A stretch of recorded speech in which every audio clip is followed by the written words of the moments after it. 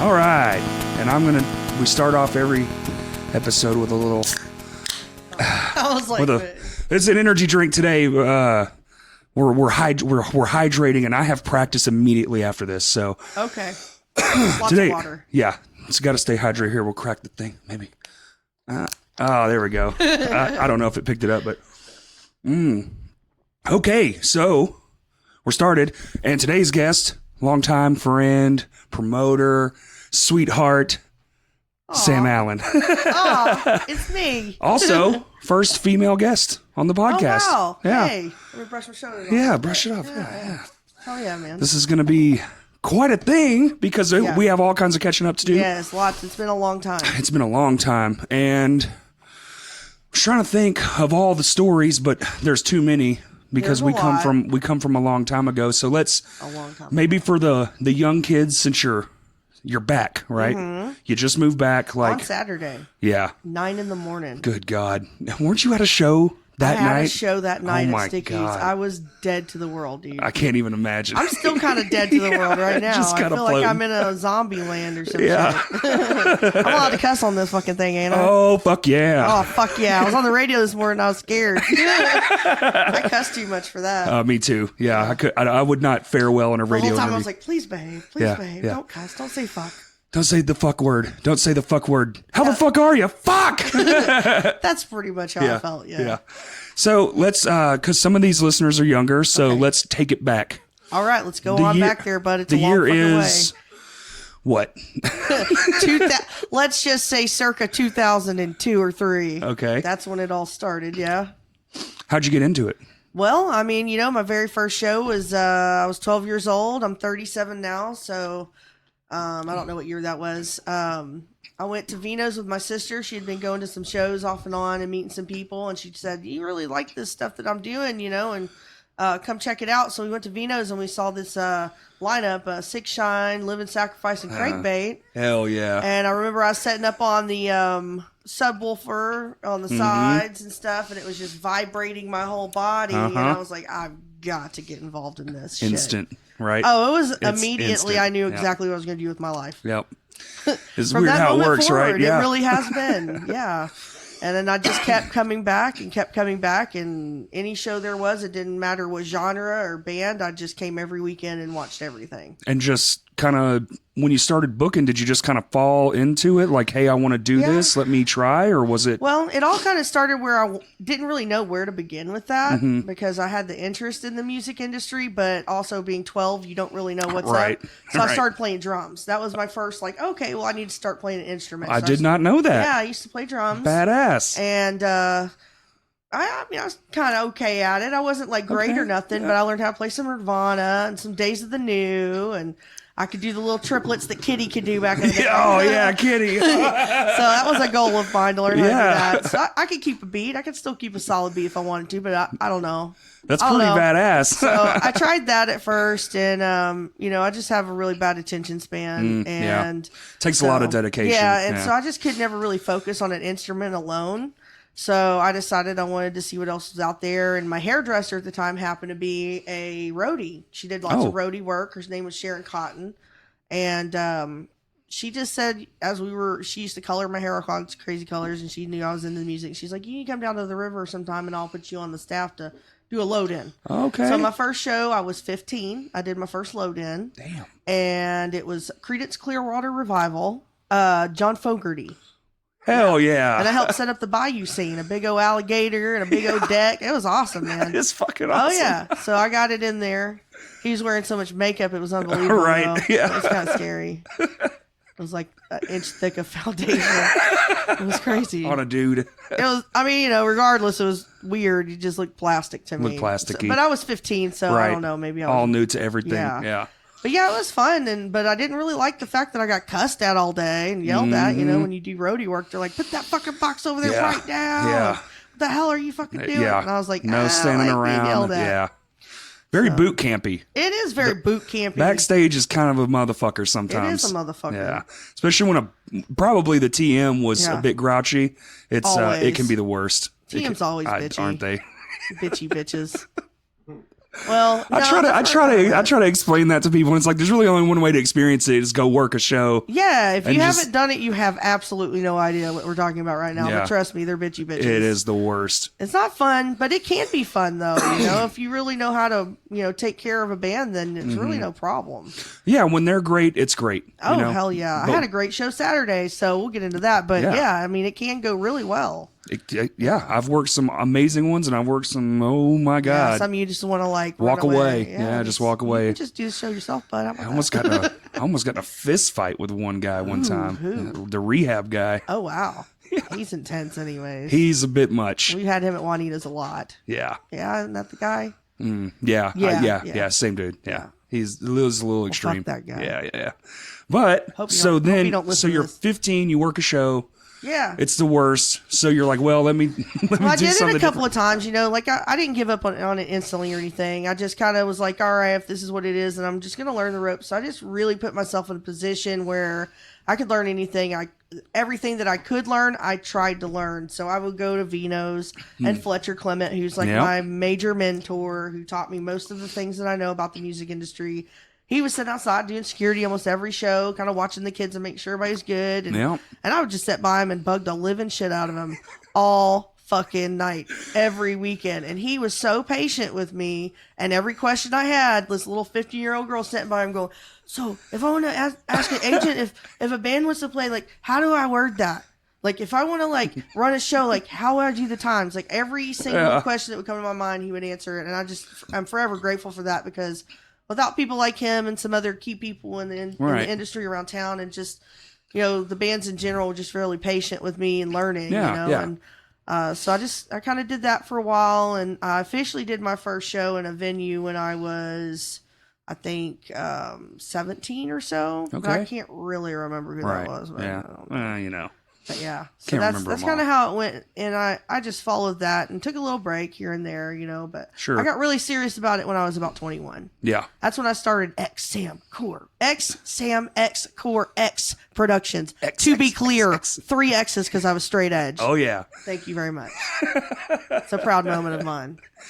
I think that's about around the time we probably would have met. Absolutely. Yeah, when I was about 21, I was helping manage bands before that. I got kind of involved in that side of it for a bit before I started an official name for my company back then. And I was helping, out with bands like Slip Agent from Russellville and stuff like that, Then not really doing much for them, but just kind of learning.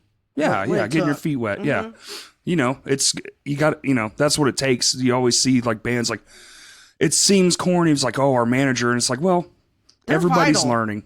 They're vital. Everybody's learning, even if, they're making mistakes or whatever. So sometimes it seems like you're a local band with a manager. It's like, well, you have to try. You have to understand how it works, no matter what. I think it's really important to have some kind of an outside perspective with your band. Even if it's just like a really good supportive friend that is interested in helping you keep organized. 100%. You know what I mean? Oh, yeah. Just somebody outside of the band to be a voice of reason is always a good thing. Yeah, because a lot of times you're preaching to the choir, because I've been in plenty of bands where you get inside your own collective head.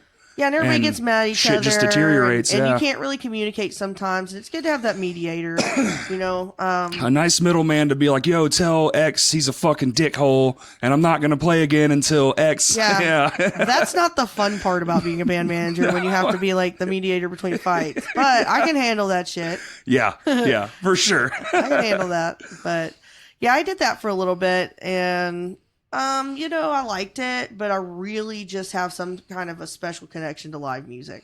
Yeah. Live bands in front of people, with them getting into it and singing along, and the energy that's involved, it's magical. It is. It's something that I believe brings the worst of enemies together. It can cure all kinds of mental ailments. I mean, it's a healing thing inside and out, honestly. Yeah. And, a lot of people with metal, when you mosh and stuff, it's a release of your anger and your depression and things like that. So I just really, me personally, it really did a lot for me as a teenager. I had a pretty difficult home life, and things weren't the greatest. So my escape was the music. An outlet. And I didn't do drugs. I was straight edge until I was from 15 until I was about 28. Damn.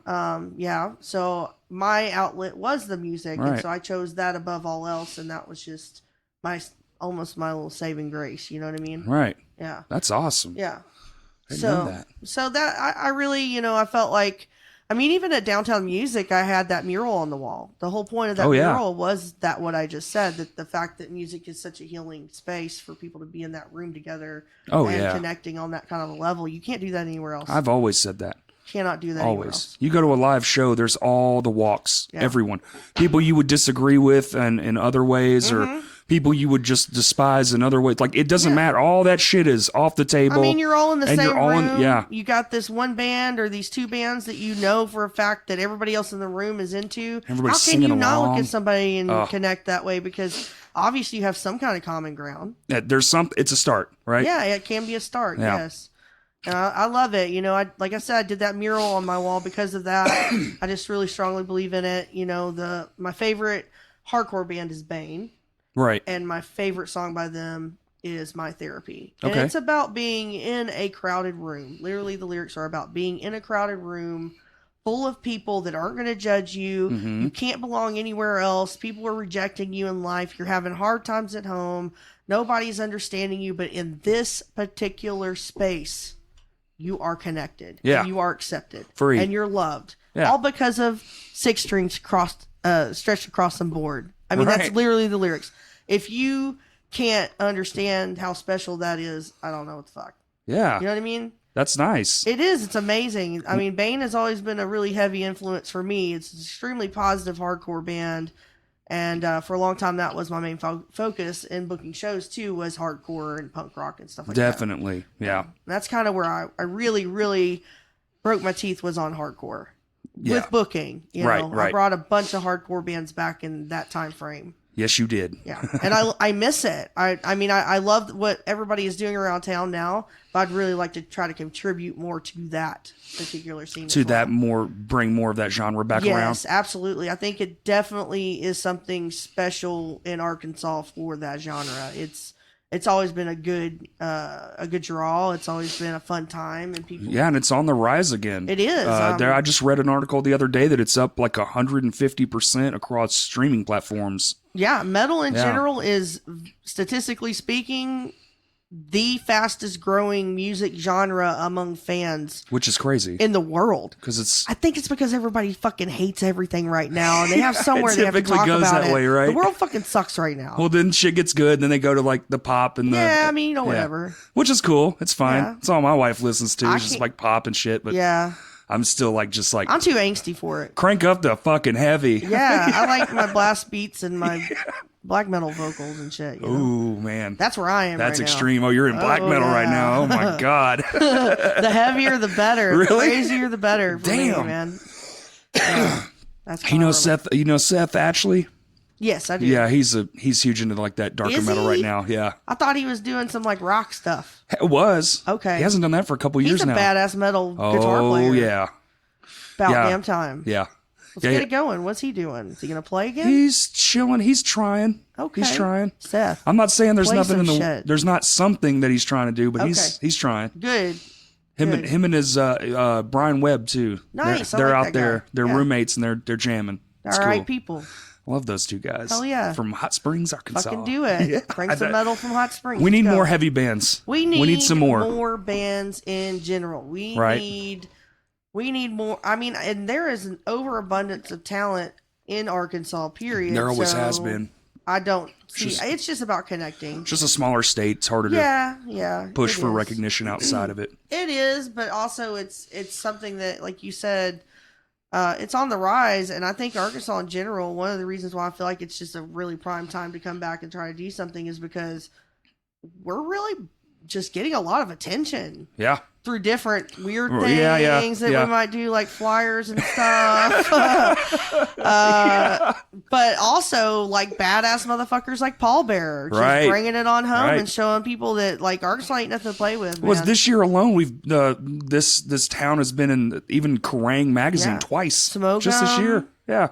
Yeah. It's crazy to me.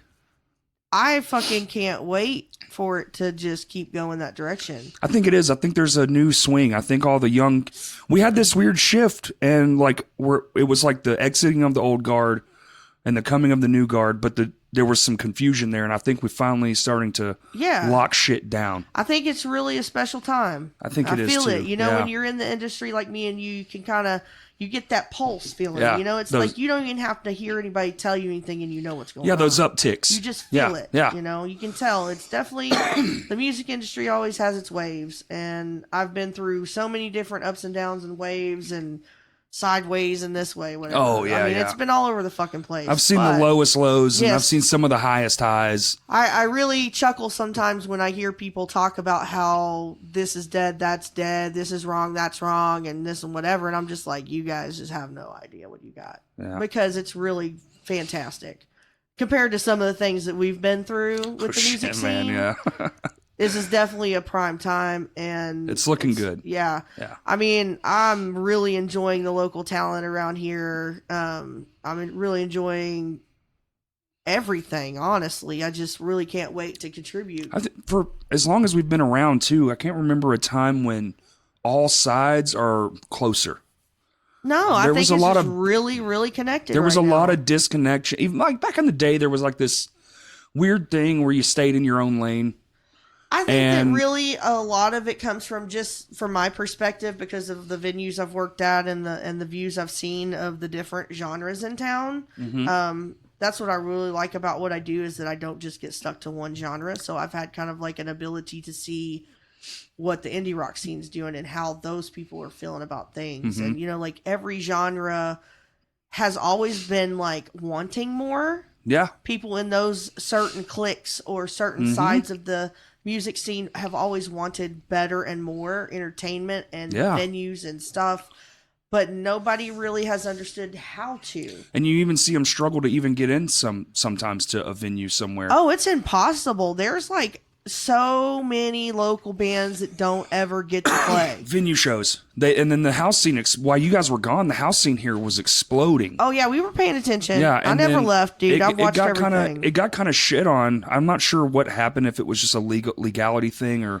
I mean, it's always that with house shows. I know it has to do with it's a lot lesser. Yeah, it was a bunch of factors, but it's a lot less now than it was. And you see, like, there's been a few actual, like, I don't want to call them smaller venue, like. Just a smaller venue, but it's a real venue. It's a building, a place they can go have fun. Yeah, like a location. Yeah. There's a place in Russellville right now that's doing awesome. I love it. I've played there a bunch of times. It's called The Cavern. Okay, I've heard it, but I haven't really heard about it. What's its nickname is the Thurber Dome. The guy that books there, James Thurber. That's what we call it. We call it the Thurber Dome, but it's it's literally like. You remember Soundstage? Oh, yeah. It's a lot like that, but with no stage. I just talked to Brandon the other day. Did you? It's just a fucking hallway, and you play in the widthways. You don't play in the end like you normally would. How many people is it fed in there, you think? Shit, you could put 100 in there easy. That's fucking fantastic. And it's Russellville used to be a hub for a lot of shows, you know? And they come through. I have a funny story for you about Russellville. Well, Dardanelle. Whatever. Close same enough. Fucking thing. Yeah. So I did a show with Thumbscrew one time. I used to bring them a lot through Little Rock, and they didn't have a place to play in Little Rock that time, so we did a show in Russellville. Now, this is when Russellville was doing shows on, like, the back patio, load-in door porch of, like, some record shop out there. And then also they had this really cool, but really small, like, outdoor, it was almost like a concrete slab. Was it at the train station? It was in the middle of the woods, like a park. Okay. Oh, yeah. You know what I'm talking about? Yes, I do. We did, I think it was Deos Vale. What? With Thumbscrew and Mexico. Oh, my God. In the middle of the woods in a park on a concrete slab. Mexico. Dude, we rocked the shit out of that fucking, we were stage diving, there was no stage, but they were, like, jumping in the air, people would, like, lift them over their heads. That's so awesome. It was great. We had a blast. And it was the weirdest show I've ever done in my life. I'm going to take that back. It's not the weirdest show I've ever done in my life. I'll tell you about the weirdest. When I put Ashes Augustine on the back of a trailer that was propped up on hay bales, and we played with Maylene and Sons Disaster at a biker rally. I've heard about this show. Yeah. I wasn't there, it was clearly. fucking but weird. Yeah, dude. that is weird. But it was great, though. But there was only like 10 of us that even knew what the hell was going on. Right. Everybody else was like, what the hell's this shit? I'm just trying to drink my beer. Where's my barbecue beans? They didn't give a fuck. They it's Maylene, you motherfuckers. Like, what the hell is this screaming ass shit? It was not the right genre for that situation, but we had fun though, so that's all. Yeah, you make the best of it. You're like, well, this is a shit show. We bonded with those dudes pretty hardcore over it because it was just like we both got thrown into that situation. It was like, what the fuck? Who the hell? Who put that together? Oh god, I forgot his name. He used to own the music hall in Fayetteville. Wow, haven't heard that name in a long time. Yeah, I got a lot of stories about that place too. I bet. Yeah.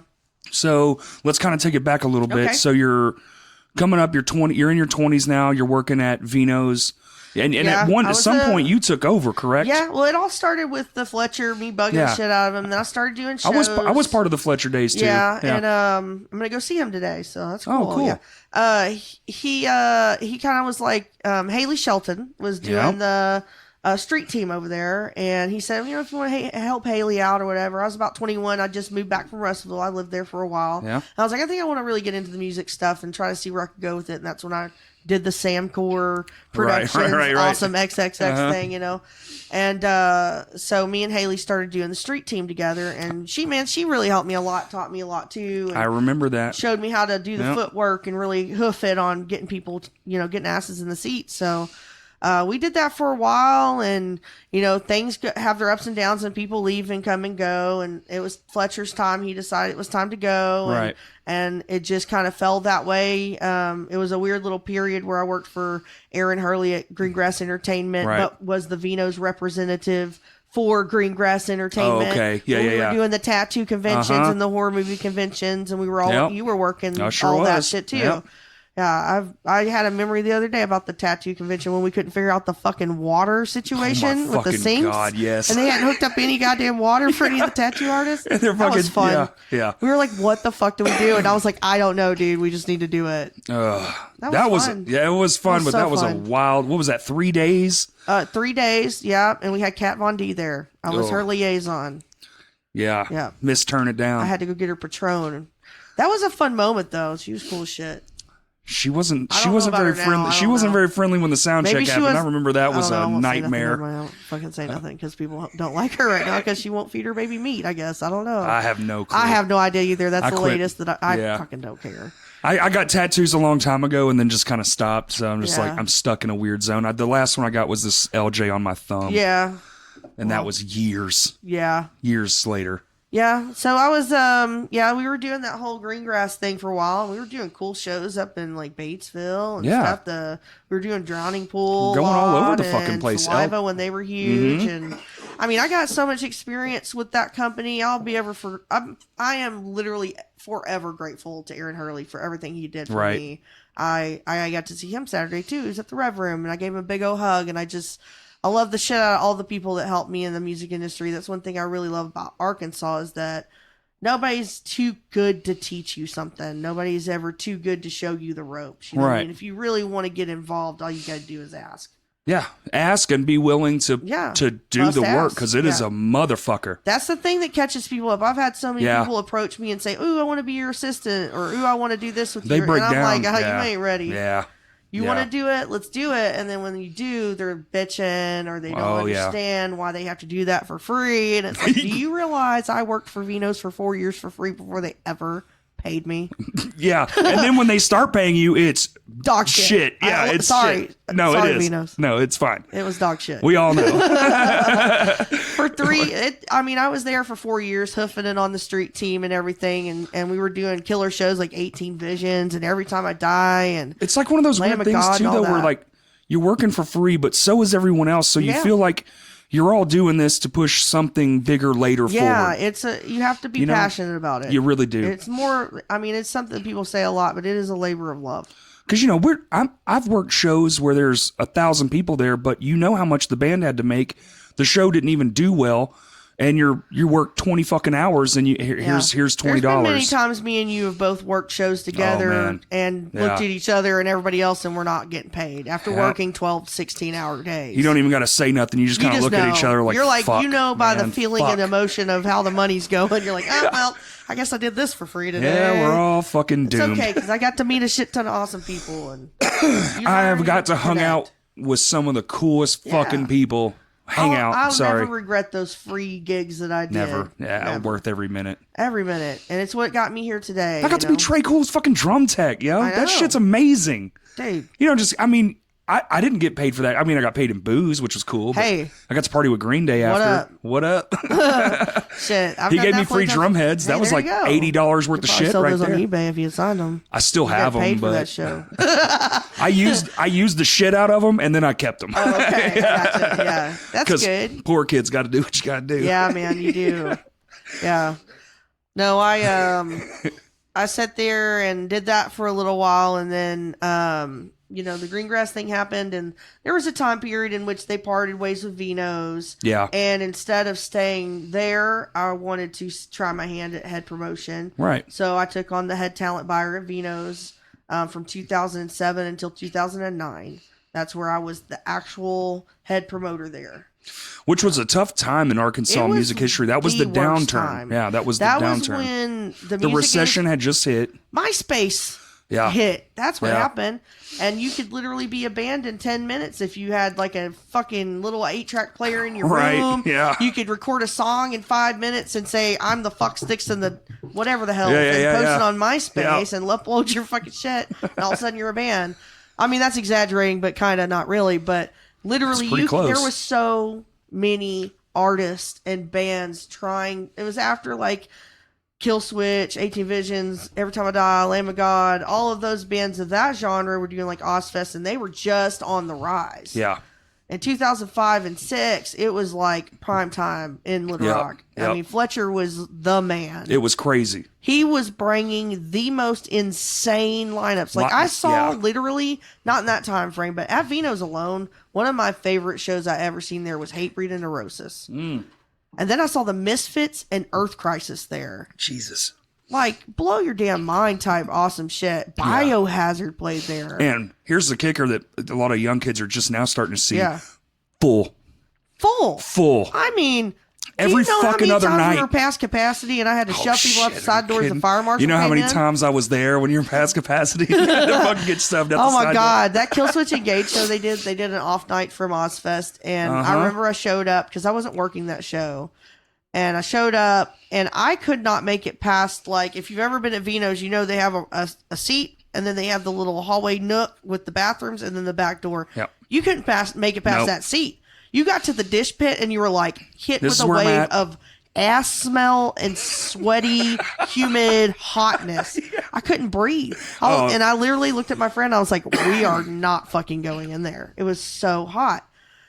But it was the funnest time. I mean, it was those shows were so big that we were doing merchandise in the parking lot. Yeah.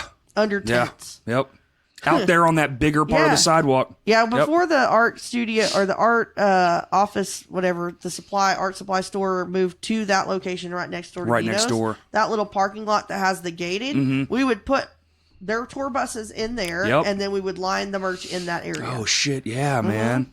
So as you were in line, I mean, there would be lines literally from the front door to all the way where down. 7th Street is now.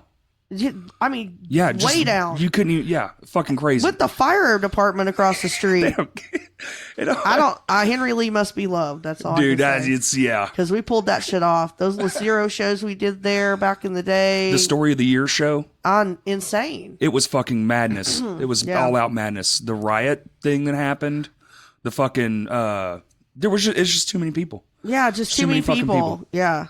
But it's okay though, because in those time frames it was just magic, man. It really was. It was great.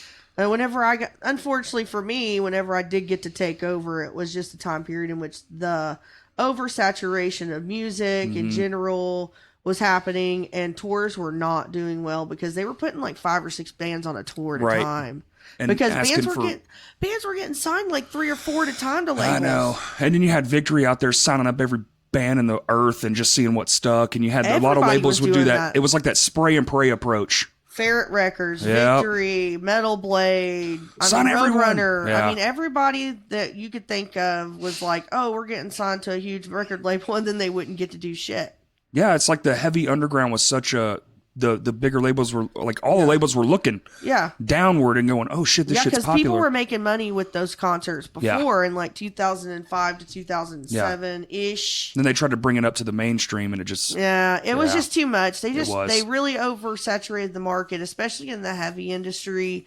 And it killed a lot of really great talented bands. And a lot of older bands that we used to listen to had to stop for a while. And if people wonder why they're coming back now, it's because they had to wait until it was time to be able to actually survive. Yeah. These people have lives outside of doing tours. They have families and jobs and all kinds. How are you going to feed your kids with like... I mean, it's just not... You're making $18 a night, you know? $18 fucking dollars a night ain't going to feed you. Yeah. No. Or gas in your car. It's not going to feed your car. Yeah. So it really was just a bad time, and you know, we saw... Do you think that helped, though? Like, you being like head... You've moved on now. You're the person. You're it. If you want to play at Vino's, you got to call Sam. Back when I was... And that struggle, like, struggling through those years when you're finally the head booker... I mean, I'll never regret the hard times I had to get to where I was at that point. It was a very difficult time in general for everybody. Yeah. And really everybody felt it. Yeah. And nobody could understand what was going on and why they weren't making the money and the numbers that they were. Venues were struggling, and it just really wasn't a good time for anybody. And unfortunately for somebody like me, it's like, what can you do? Yeah. You can't make numbers happen. You can try your best, but it is proven fact that you could literally promote a show top to bottom as best you can, and 2 people show up. I fucking did a show with Joe Lally from Fugazi, and 5 people were there. Yep. I have never been more pissed off in my life. It happens. I was so strange. Fucking embarrassed, dude. I played a show back in high school when I was still in high school with my first band, and back then the internet barely fucking existed. There was no such thing as social media, really. Yeah, my wife's probably home. Sorry. Oh, okay. I thought your cat knocked a bunch of stuff around. It might have. There's somebody in my living room. Let's put it that way. We're getting broke into right now. Sweet. They don't come in here. But shit, what the hell was I talking about? I don't know. Fuck. No, I'm sorry. The crash distracted me. Yeah, it distracted me too. Yeah. Shit. Fugazi and only 5 people. Okay. So I was saying, so we did the same thing, and there was 5-person band, and we played at the original Downtown Music. Yeah. 1 fucking person. 1. Oh my gosh. Yeah. I've been there, done that. Yeah. Yep. I did a show at the original Downtown with a band called Reflux, which actually is Tosin from Animals as Leaders' old band. Oh, okay. Yeah. Yeah. And I did a show with them on Thanksgiving one year at the original Downtown, and their lead singer actually is a really badass in the music industry. I don't know if you've ever heard of Pantheon Agency. Used to be around. Yeah. Ash Alverson. Yeah. That's him. Oh, okay. Yeah. So I did a show with them back in the day, and literally I was like the promoter and the only paying customer. Oh, shit. I paid the band from... Shit. Yeah, I was like, wow, I'm sorry, guys. But hey, they needed a date. They were, on the tour, and they just needed a place to play. So I gave them a place to play. You know? The band we played with was Third Day Ever in America from Israel. Yeah. So I was like, sorry. Thanks, guys, for letting a band from Israel come all the way the fuck to Arkansas and nobody being there. Well, it's weird. It's weird, too, but like that same band was only around for about 5 years, but we came up in the best possible time. We sold out Vino's once on our own, and then a year later you play a show in front of 1 person. So that's the downturn. When it hit, it fucking hit. It wasn't overnight, but it was pretty motherfucking fast. It was fast, man. It was like a 5-6 month period of like, what just happened? Yeah. You blink and you can miss it. You blink, and then unfortunately for the next 3 years, all the new people that came into the scene had absolutely no idea how incredible it was, and so you had to hear the scene's dead, nothing's going on. It's like, no shit, because it's oversaturated. And that mentality stuck around for a long time. It really made a lot of people pretty sad and bitter, I think. It made a lot of big bands. I can't say how many. It burned a lot of bridges at Downtown and the Village and Vino's, and hearing bands going, well, never coming the fuck back here. Never fucking coming back here. And they have it. it's a bad experience. I mean, we're having a hard time getting Every Time I Die to come back here. Oh, I was there that night. Just because of the bad taste in their I was there that night. They said it right to my face. Oh, yeah. I was like, I don't know what to, I'm sorry. Sorry, guys. But, what do you do? I've been working on getting their attitudes changed for a couple of years. I've talked to Andy. Take some time. I got to know those dudes. They played a lot at Vino's back in the day. They're really fucking amazing. Be the shit now. I mean, I want to do it. Yeah. I'm going to do it. It's going to fucking happen. Please. I mean, it just really takes getting their mindset back on that it's a different situation. I mean, you might have had a bad experience, but that doesn't mean it's always going to be that way. We'll just send them pictures from the new shows that are going on. Yeah, dude. There's lots of good stuff going on. Yeah. There is. I talked to Vincent Bennett from Casey Strain the other night about Little Rock. Oh, shit. And he and I chopped it up about the last time they were here was close to 10 years ago. At least. Yeah, and those dudes used to come all the time. Yeah. They played Juanita's, they played Vino's, they played The Village. I mean, and they fucking ruled. Yeah. We went to a Casey Strain show the other day, and I got punched in the face. In Denver? It was amazing. At Colorado Springs. Colorado Springs, sorry. It was that Casey Strain, Harm's Way, sanctioned, higher powered, and not to lose headline. Holy shit. Yeah. Wow. Yep, that was the one that we went to. It was pretty good, but we saw him after the show and everything, and I just told him, I said, man, Little Rock is not the same as it was, and I think it might be time for you to do a little revisit and see what it's all about. And I just let him know the same thing I've been telling every major band that I get in contact with that I know we have history with here. Right. It's just about letting them know and getting them to give us a chance. A lot of people don't understand why bands don't come through here. There is so many different reasons why. Mainly money. Yeah. Mainly availability of venues. Well, fuck, we're down to 3. We have very small, limited options in Arkansas, but also I kind of like it because it doesn't make it. You will never have that problem of oversaturation again. That's true. As long as you won't have so many more won't shows. start up. Yeah. Yeah, I mean, when you're back in the day, we would have like a show at the Village, show at Vino's, show at Juanita's, and all of them would be heavy, or all of them would be indie, or all of them would be so much competition. Nobody was communicating, and that's one thing that really frustrated me back in the day. I did an interview with Sync Magazine, and one of the things I said in there, they asked me what I would like to see happen in the music scene, and this is when I first got the job as head promoter at Vino's, and my main thing I told them was like, I would just really like everybody to work together. I would like there to be better communication. I would like people to not be so greedy and book over each other on purpose just to try to knock each other out. There was a lot of competition because there was nothing it was hard. Yeah. And that time of struggle, they were hurting each other a lot. And it was, if you don't work together, you're all going to fail. You know what I mean? And because you're not wrong, man. There would be like 4 venues same night, all heavy. And nobody got a good draw. Like, who the fuck do we go to? You're splitting your crowd up. You can't split a small state like this up. Yeah, there's you can't only do that. 300,000 people in this entire area of like 100 square miles. Yeah, and you got Memphis, you got Tulsa, you got Dallas, you got Shreveport, you got all St. Louis, you got all this shit right here next. I mean, it ain't nothing for somebody to drive 2 hours. Nope. But if the same band's playing in Memphis and then playing in Little Rock and then playing in Dallas, they're not coming to Little Rock. Nope. There's no fucking way. There's no reason for them to. Why would they? Yeah. I'd stay home. I mean, I would too. I'd be like, I'm going to go see this and I'm going to go to my bed. You know? Fuck that shit. So, but yeah, I think that it just really, I think what a major thing that's changed recently that I really love about Arkansas is that people are working together.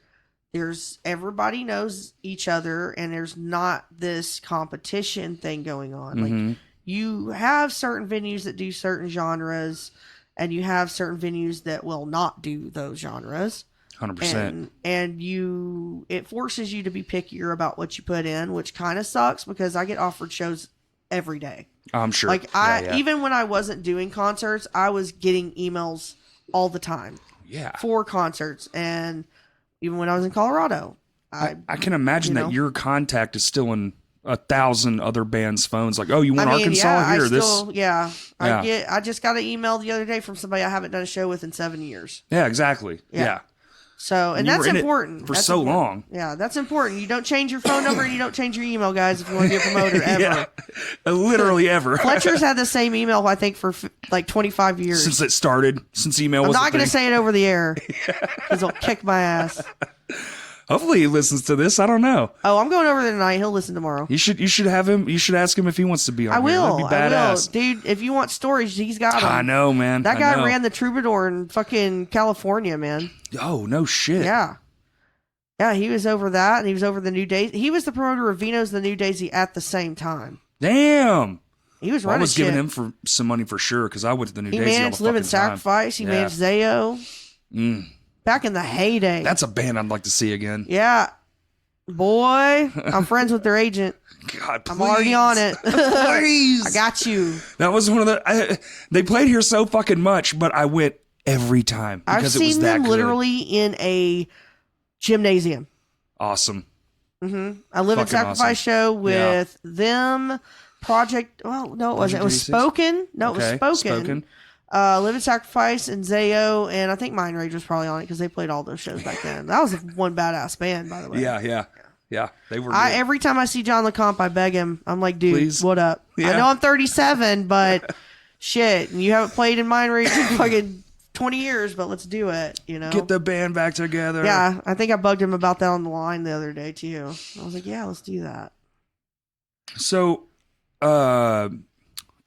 Vino's, and then you kind of were doing... Things changed real quick after Vino's. Yeah. That was my... I think I really needed that to happen to be able to handle downtown. Right. You know?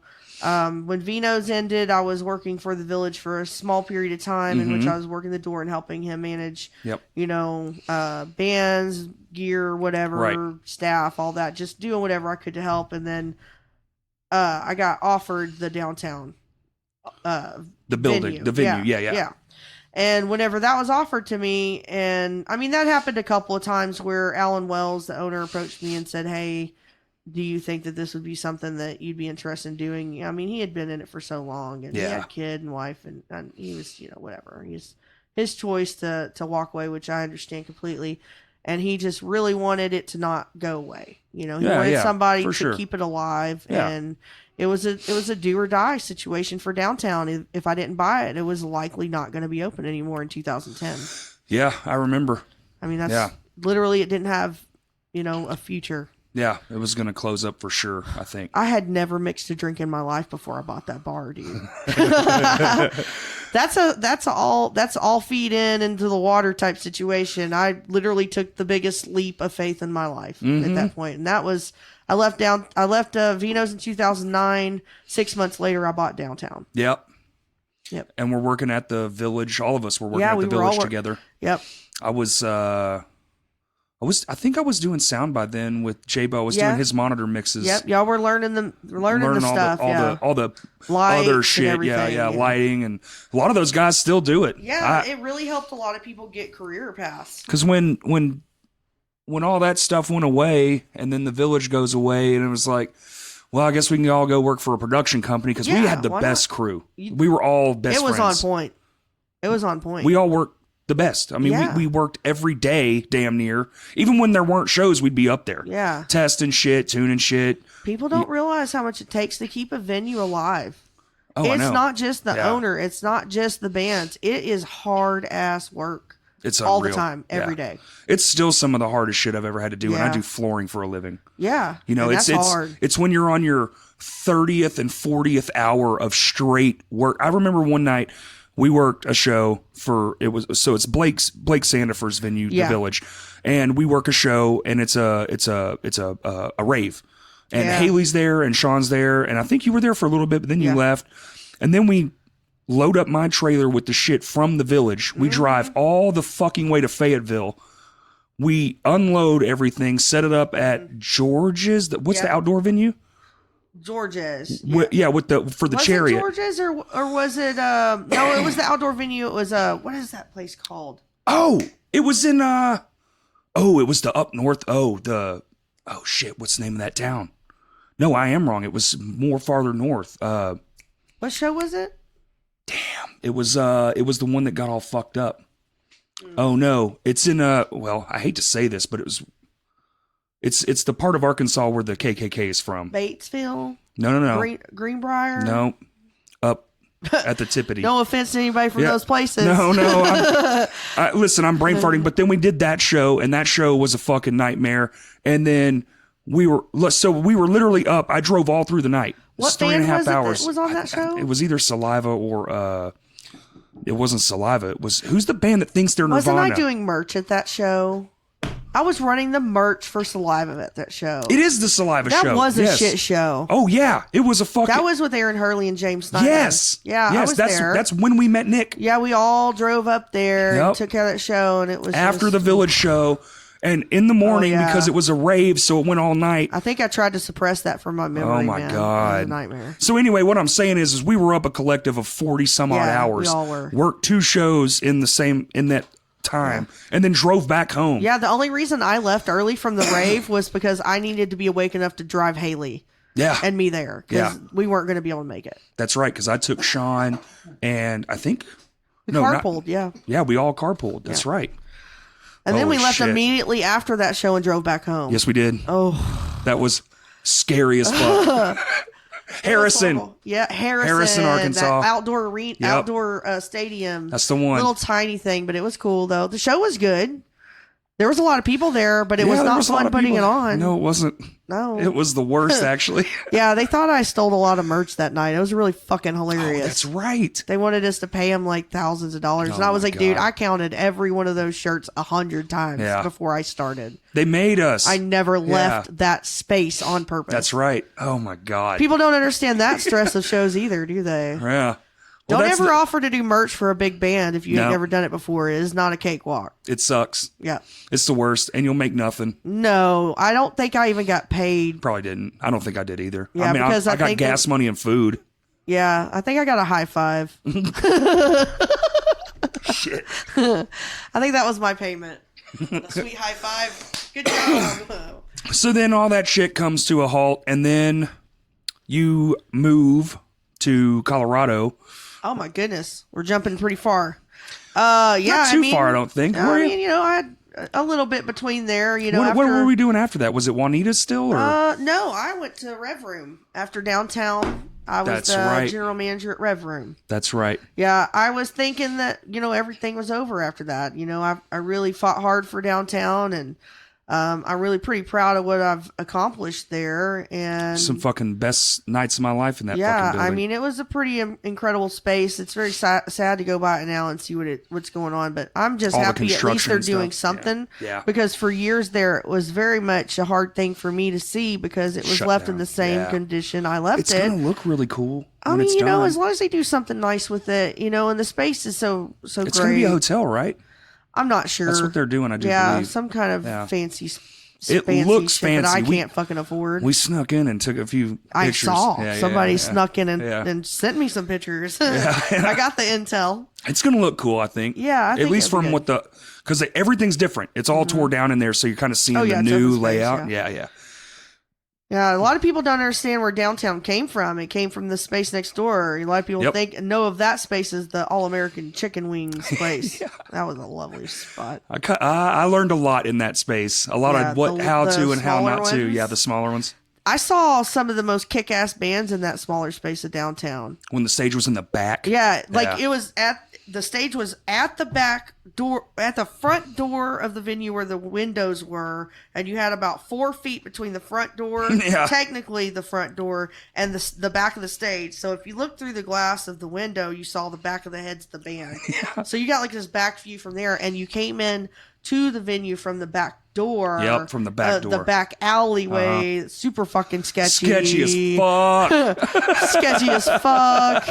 But I loved it, though, because I liked that shit. It was so Let me go sketchy. into the sketchiest place ever. I can't tell you how many fucking times you'd walk back out that door and just be like, please don't get murdered. Yeah, I don't want to die today. Or you'll sprint.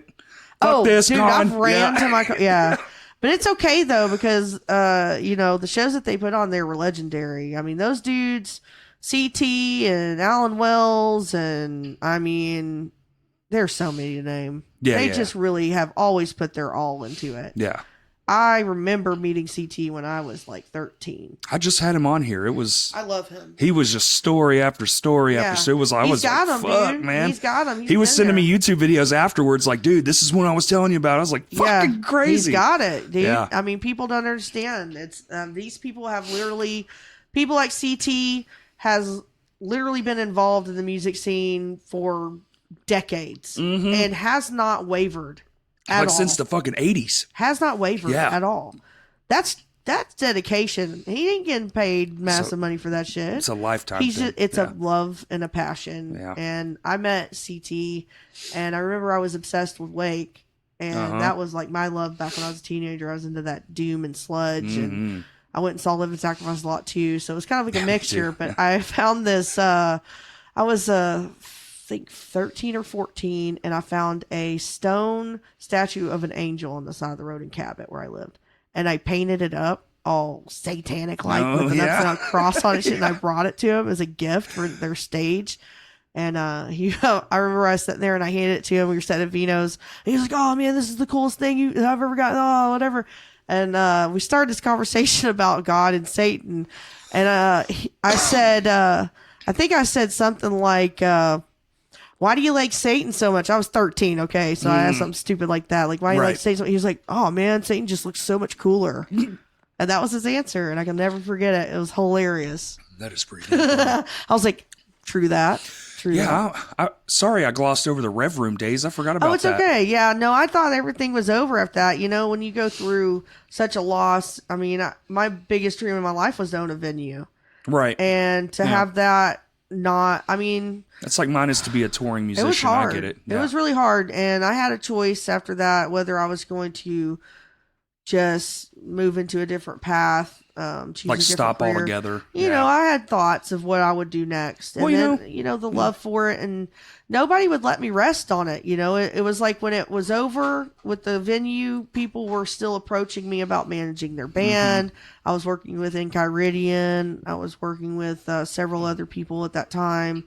And it really just kept me involved. You know, they never let me not be involved. Right. People always reached out.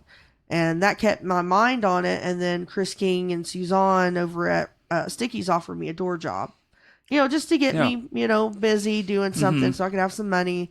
And shortly after that, it just kind of happened that where they had the position open up at Rev Room, and I was approached about it and, put in my, interview for it. I had to do 3 interviews to get that job. And really, yep. It was a very intense. So it didn't just get handed to you. No, it did not. Okay. I had to prove myself. Okay. I had to convince them why it would be important for them to let me handle their room. It's a huge responsibility. It's a big room. It's a 600 capacity venue. It's a big venue. 2 doors on either end of the freaking venue. You got to be diligent. And I had over 26 staff. Yeah. So, I mean, you have to really understand the logistics of running a show and a music venue of that magnitude to do it correctly. And so 100%. I just had to convince them that it was worth their time to let me do it. I mean, owning downtown's one thing, but running something like the Rev Room's another different animal. It's much larger, much more complicated, a lot more money involved in bands, bigger bands and stuff. So, but I got in there, and I feel like I really did a great job there. I feel very confident that they feel I did as well, and that made me feel good about everything. So I just kept going from there. My passion never ended. Good. Yeah, I actually was gonna.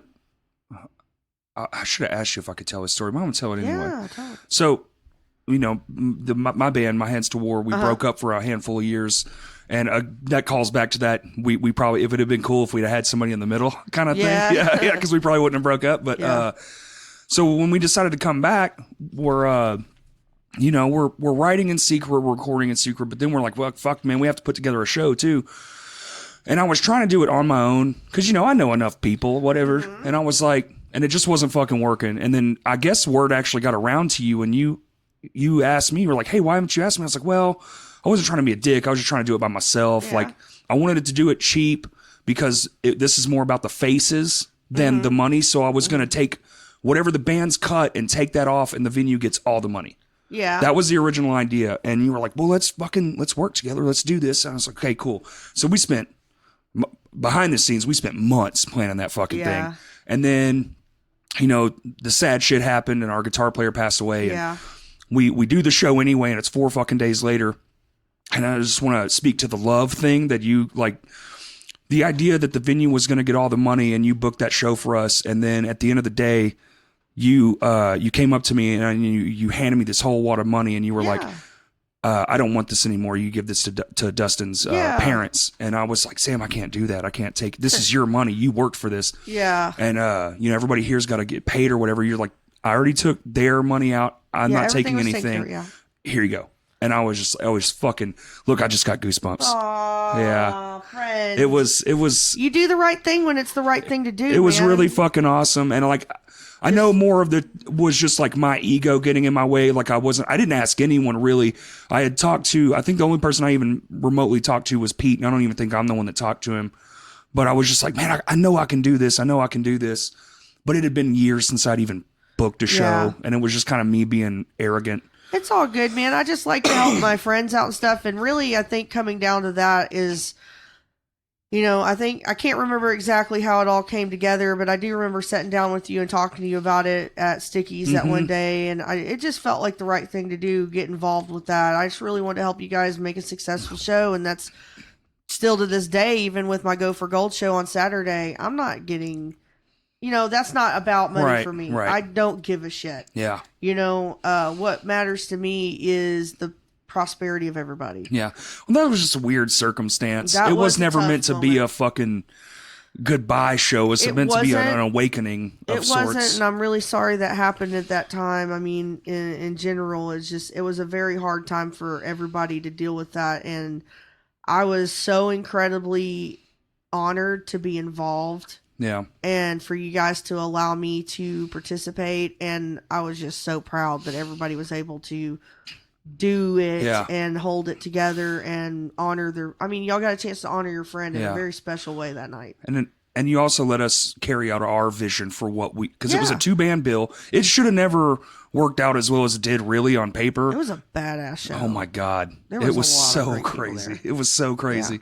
And you let us I remember that conversation when at the end of it, you were like, I trust you guys. You guys have always gone above and beyond to make things always like the next level of crazy. Yeah. Because I was telling you, I was like, I want to put a projector in. I want to do a 3 a.m. I want to do a 3 p.m. load in, like all this crazy shit. Yeah. And you were like, yes. And I was like, yes. I love it. So Let's do a show, damn it. Yeah. So then I pulled all my production connections. I'm like, all my favors, I'm calling them the fuck in. It was great. It really turned out well.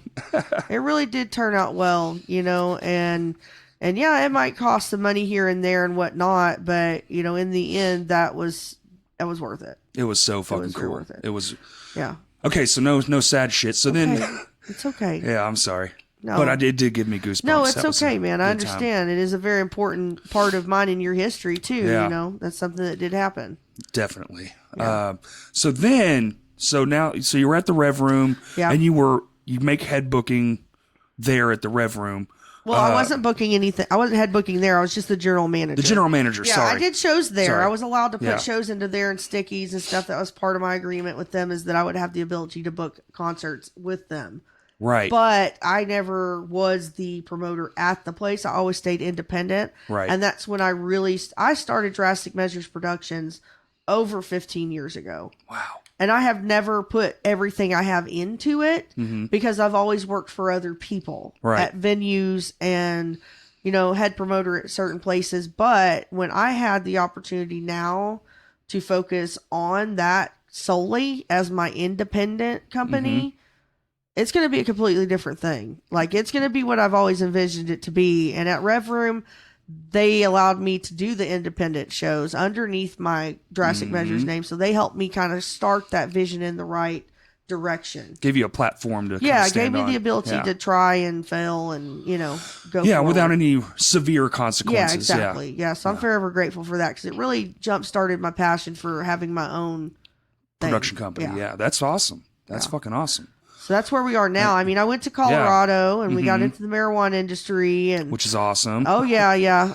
My boyfriend Alex, he had a dream, and when we started seeing each other, he just kind of encouraged me to do something drastic and change. And I needed something. We need it sometimes. Yeah. I needed to shake my life up a little bit and see what else was out there. And I mean, 2 years in a different state and meeting some incredible people and learning things I never thought I would be able to learn. And I mean, it's unbelievable. The marijuana industry is unbelievable. Oh yeah. It is it will shock the shit out of you to walk into a room of 2,000 plants. And you'll just be like, what is going on? Look like something out of a fucking movie. Where are the feds? I'm going to go to prison. It scares you for a minute. It still feels illegal in here. And when you relax and you realize you're not going to go to prison and you're not in some cartel underground operation, you're in a building that you just walked in the front door. Right. You can smell it a mile away. If you go down I-70 in Denver, Colorado, it is a big old bowl of weed. Like the marijuana mile. Yeah, there's I mean, literally, that's the best name I've ever heard for it because it's accurate. Yeah. Literally on hot days, it smells like skunk weed, like bad. Because everybody it's not a bad thing. Well, I mean, it's like, they're on schedules there. They harvest certain times and all of, just like I mean, any it's farm. just so saturated with grows in that area, and it's just amazing. It really is. We met so many great people.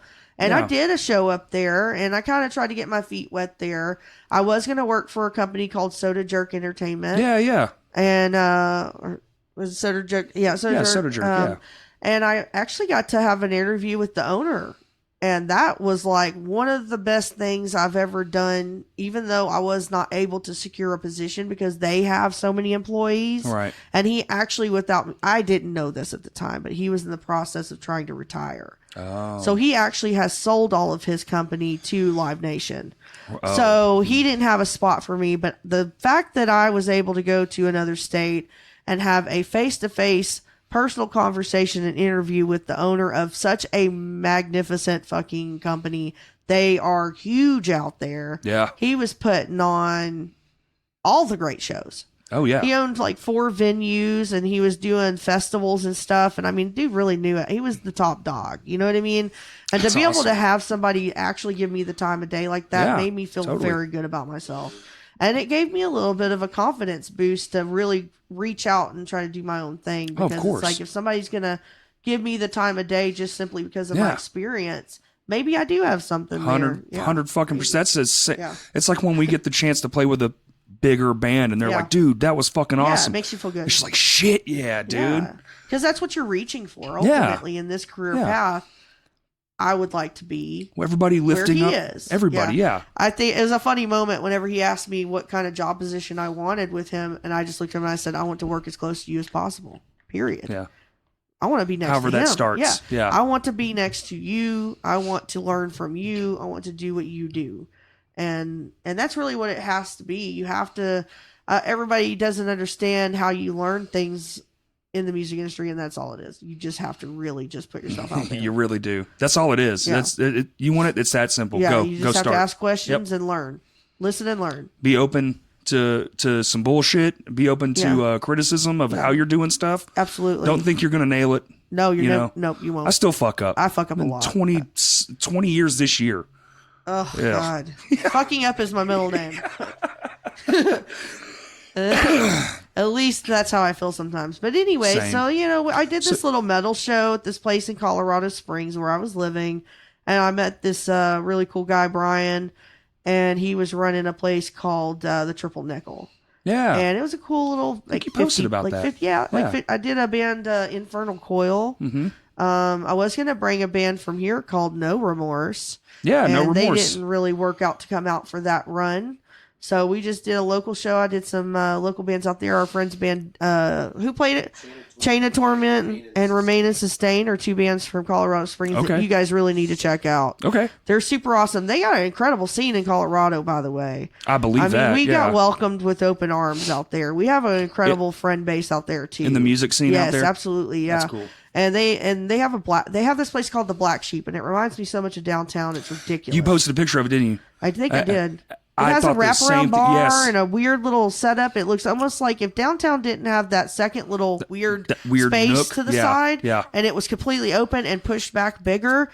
It would be it. I thought the same thing when you posted those pictures. It would be it. Damn, And it's it like blew me downtown. away to walk. You know what a mind fuck that was to walk in there I and do my interview? bet you leave from one space where your thing was and you get to the new spot and you're like, what the hell? Well, I walked in there to do my interview with the owner, and it was almost like it was just weird. It was crazy to walk into that space, and it just had the same feel, and the people that worked there had the same mindset, and it was just incredible. And I knew that it was a really great place to see people play, and we've seen several shows there and just really enjoyed it. But it just is such a big place, and there's already so many people involved. Yeah. That it was always hard to get your foot in the door. I could see that. Yeah. There's always shows going on. And I mean, Colorado is completely it's a big ass place. And it's exploding. Yeah. I mean, still. We sit here and talk about how we can't do shows on the same night because we don't have the capacity to do that. Yeah. They could do like 10 shows on the same night and everyone would be sold out. Right. You know? Right. Well, it's all about the volume. It's the same. It makes me mad, man. Yeah, it's like when you go down to Dallas and you're like, there's 9 venues on this street and they're all full. You know, lucky. It's like, well, there's 6 million people that live there. They have no idea how lucky they are having that, though. They're probably a little lost on it. Yeah. You know, unless they travel, then they would know. But yeah, I could speak from experience out there that the people that live there, they really enjoy their music scene, but I don't think they understand the struggle of that.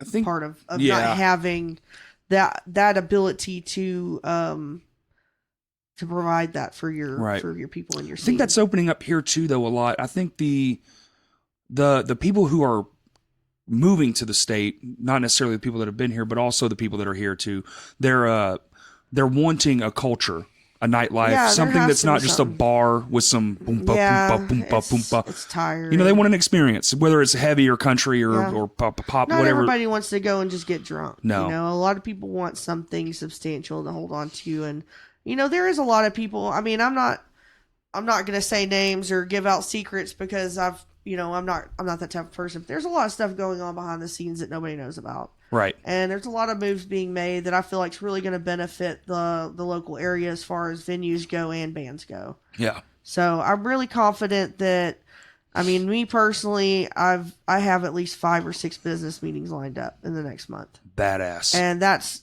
not just small stuff. That's like, we're really trying to do something amazing for the city and for the state. And I want to be a part of it. I want to do that for everybody, and I want to do it for myself too, because I want to have a career path. Of course, you know? Of course. but yeah, it's very exciting times. You're out there, you're doing the marijuana and the learning all the crops and stuff, and then we pass medical marijuana here in Arkansas. Was that the first, like, hey, maybe there's a chance to go back home, or what was the? Well, I mean, it was a really awesome and crazy set of circumstances how it came about. We worked for hemp temps out there in Colorado, and it was a temp agency, and so we got sent all over Pueblo, Colorado Springs, Denver, Aurora. We went to anywhere there was a location that needed a temp hired. So they would send crews out to different places. Well, in that process, they can request you back. If you go to a place and they say, this person did really well, we want them to be able to come back whenever we need a temp, put them on the list. So you could get special requested, or you could special request to go back to a place. like, you know, so they would have like you would get preferred treatment. That's you know awesome. What I mean? So me and him, I mean, I'm not going to brag, but I'm going to tell you, we kicked ass. We went in there and we fucking rocked that shit. Good. Dude, we did great in the marijuana industry out there, and we made so many connections and so many friends, and it really just comes down to having a good attitude and really knowing how to have a good work ethic. I mean, it's not a real tediously hard job unless you're at a really shit-ass place, which there are those.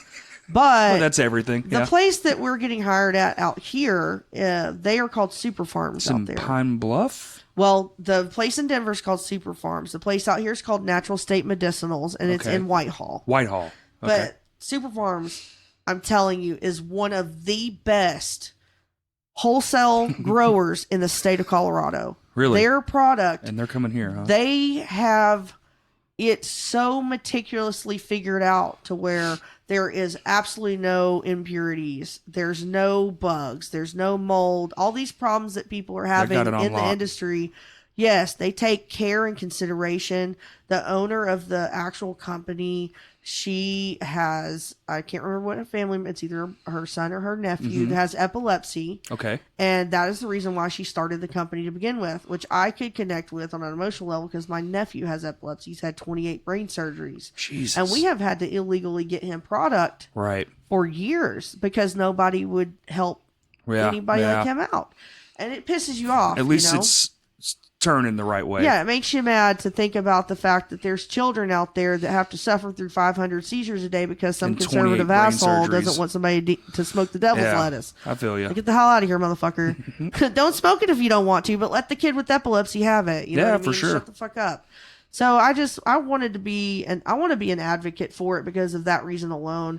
And when we were out there, they just really liked us at that location, and they just continued to bring us back. And bring us back. For like a year, we worked there off and on as a temp, just going in and helping them. Hell yeah. And we just really connected with their whole entire crew out there, became family with their, people. Sure. And their workers would start talking to their general manager about, oh, Sam and Alex are really good workers. They're doing great. They're kicking ass. Okay. And they started getting interested in us. Well, the owner approached us one day when we were working there and said, hey, what would you think about going back to Arkansas? And I said, well, I mean, if the opportunity's right. Sure. And it makes sense because I have a whole crap load of stuff and a family to move back. Then you make it worth it to me. And it was about 7 months ago. So we were almost around 7 or 6 months before our lease was up at our house that we were in. And so I told him that I said, it'll be about June before we can leave to go back to Arkansas if you decide to offer us a job. And that was all in one day. I told him that. And so he said, okay. And then he left the room, and then he came back and he said, I need you to fill out an application. And I was like, okay, is it going to be worth it for me? And he was like, I need you to fill out an application. Don't worry about it. Just put the application in.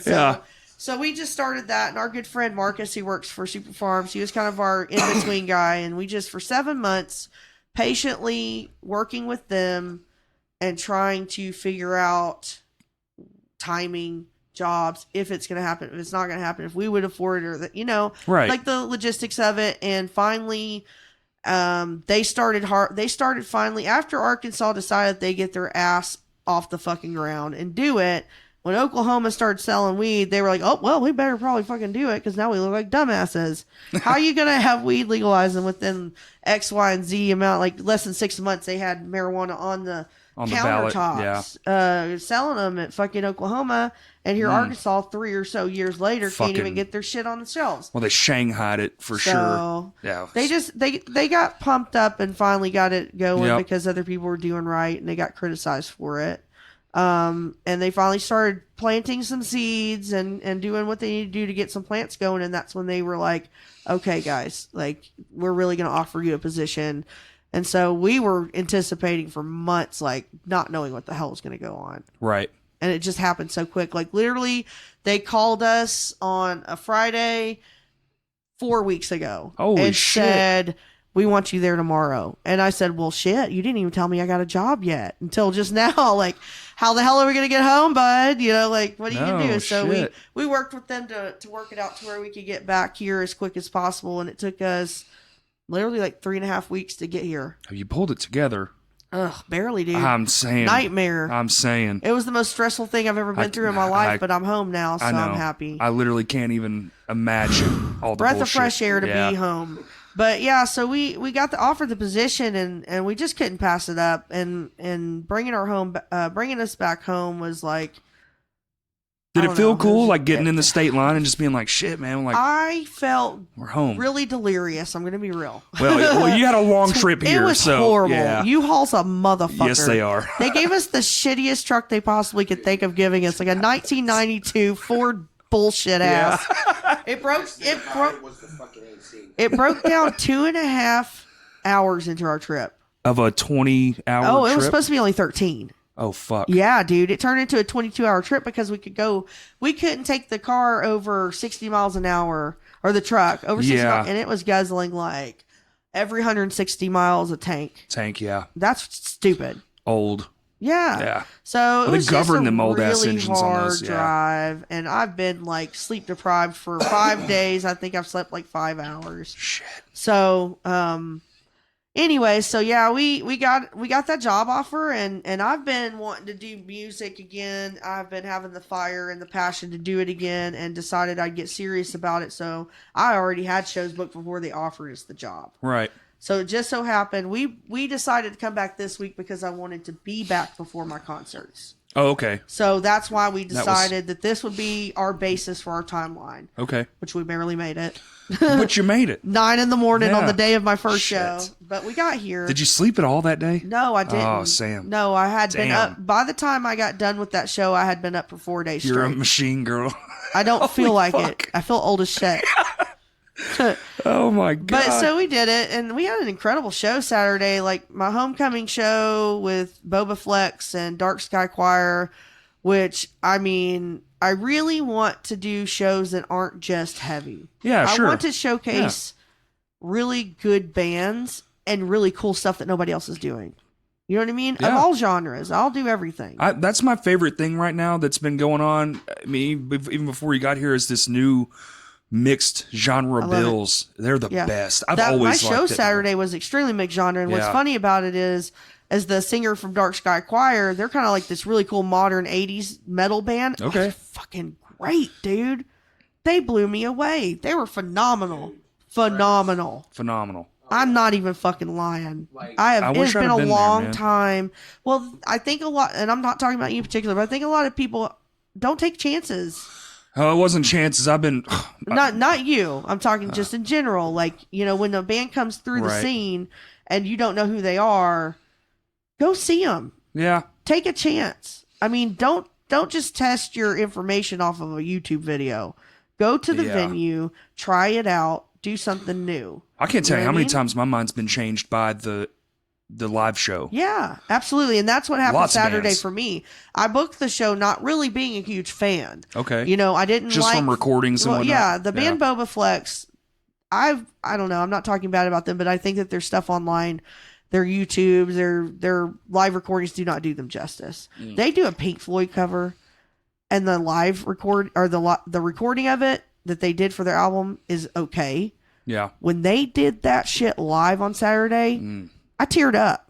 Really? It was incredible. Was that good, huh? It was incredible. It was Shit. perfection. I'm not lying.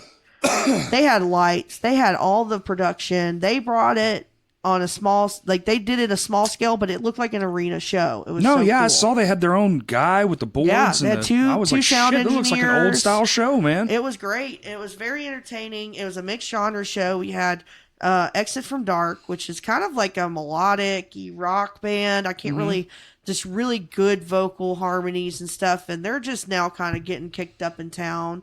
And I really liked them a lot. And then this band Illusionaut played. They're from Hot Springs. Oh, yeah. They were on the Arkansas Times showcase. They were a finalist. Okay. And I was like, man, you know, those are good friends of mine. I go way back with Jerry Cordova, who's in that band. Yeah. You know who Jerry is. Yeah, I do. So, Yeah. you know, and Ryan Cook, who's a fucking badass tattoo artist. Yes.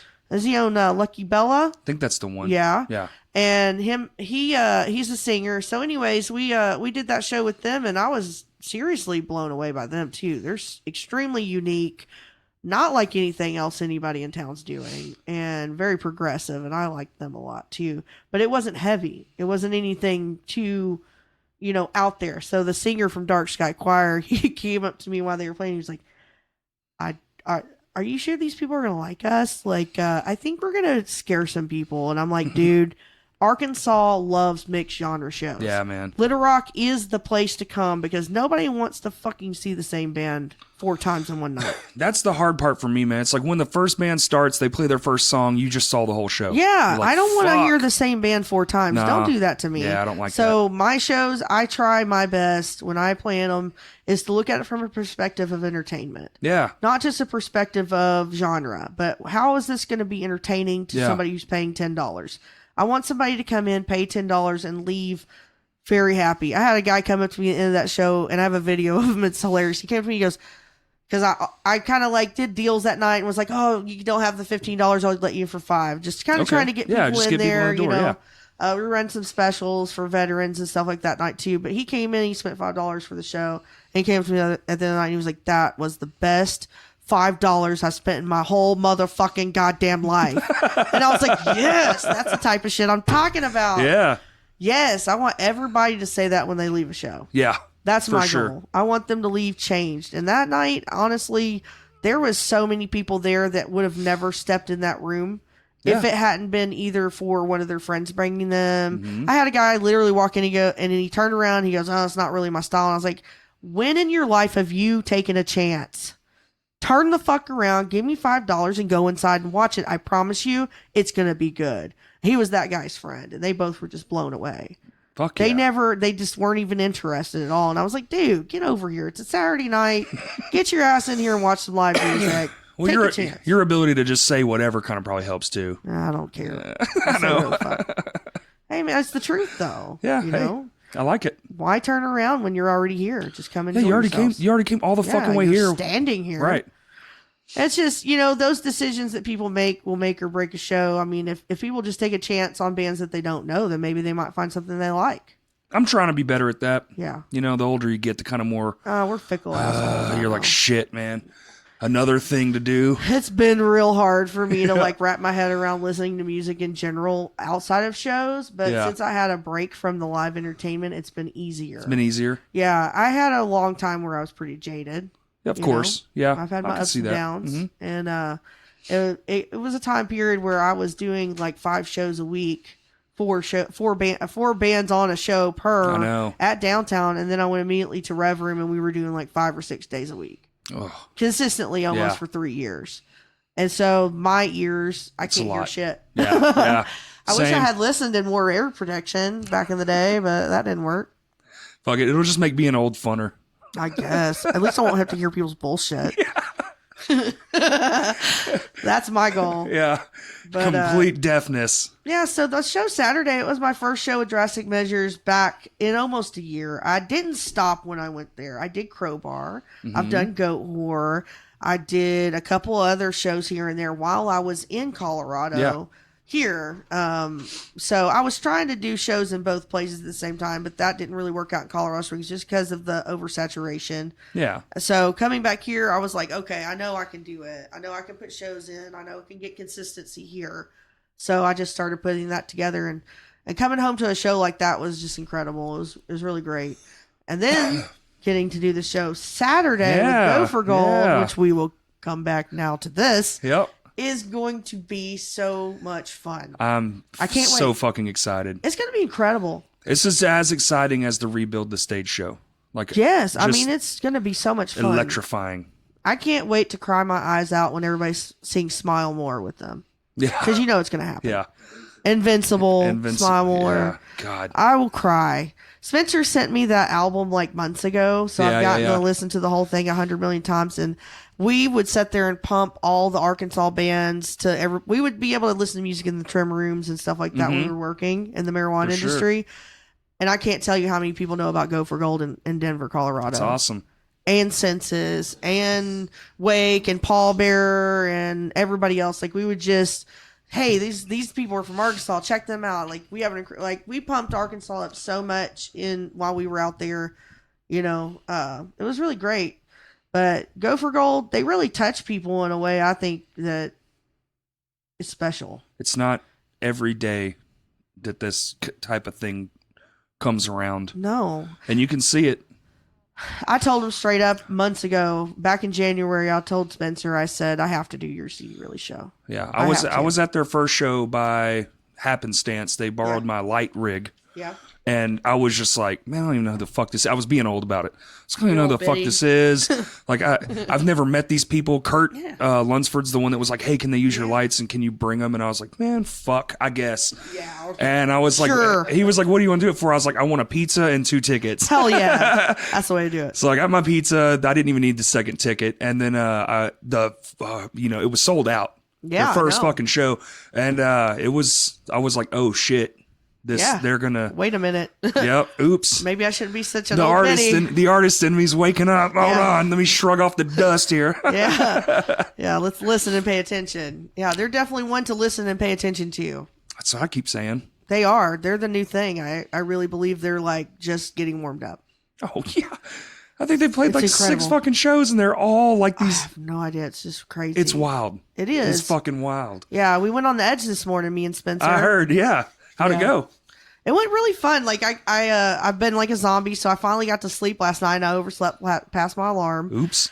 Got up at 7:10 and we had to be at 7:55 at the Edge from Cabot. Oh, so, shit. but luckily I've been driving in Denver for a while, so I drive like 90 miles an hour. Because if you don't drive 90 in Denver, you get your ass run over. The speed It's like limit's every big 75 city, yeah. there. It's scary. You know, it actually passed here. They just never posted the signs. Fuck. Yeah. So until they post the sign, they can't. Well, yeah, everyone's gonna die. Yeah. Yeah. So I was like, I got there at like 8:17, and Patrick came outside. He was like, "We have 3 minutes before we're hot." So we like ran down the hallway, shit. and I was like out of breath, sitting there, and we finally did the interview, and it was great. I love Patrick. He likes to tell everybody I'm the first one to give him his first comedy show. Oh, I really? did his first comedy show at Vino's. Oh, I helped shit. him organize it, and I helped him set up the seating arrangement and helped him promote it and stuff like that. And that's where our connection comes from. That's awesome. Yeah. I didn't know that. Yeah, Angry Patrick. Yeah. I love that guy. And every time I've ever asked, anything of him, he's just been there. And he loves knowing what the hell's going on. So I was like, dude, I got this band. Go for gold. I'm coming back into town. I have things going on. This band you really need to pay attention to, and I'd like to showcase them in some way.